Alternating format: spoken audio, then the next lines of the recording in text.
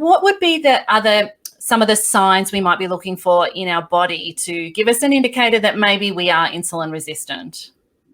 Yeah, so I believe the most obvious often is hypertension. If a person has high blood pressure and they are even a little overweight, like they have a bit of a bigger waist circumference, very, very likely done. They need to look no further. They're very likely insulin resistant. There are some other signs that we see in some people, which is changes in the skin, where if the person has a little more fat on them, they'll have a little bit of a ring around the back of their neck.